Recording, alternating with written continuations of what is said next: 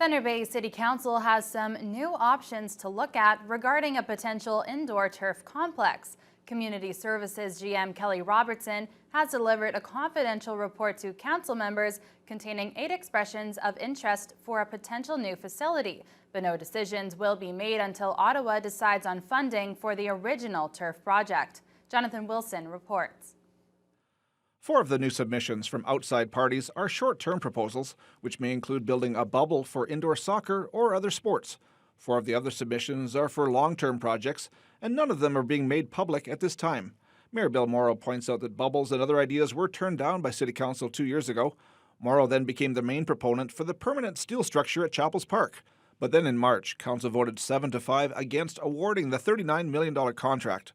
Morrow says he'll look at the proposals, which may not actually be new ones.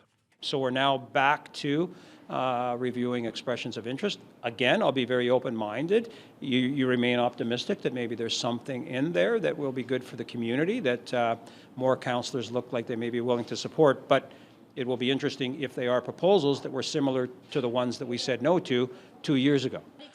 Community Services Manager Kelly Robertson is asking Council to defer any discussion about the proposals until a new federal funding application for the original project is decided on. The city is seeking $22 million, which, if approved, could change a lot of councillors' minds on whether to go ahead with it. Morrow says he remains convinced the original indoor turf facility would be a great tool to attract new people. As I say to people all the time, for me, how do you attract people? How do you keep young people? How do you attract talent to your community? Remember, from my perspective at least, we're in a competition with the rest of the province for people and for talent.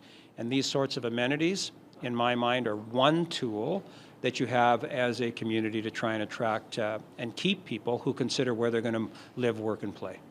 If the new federal application gets the green light and Council approves the contract, Robertson says construction could begin in May 2022 and wrap up in September of the following year. Jonathan Wilson, TBT News.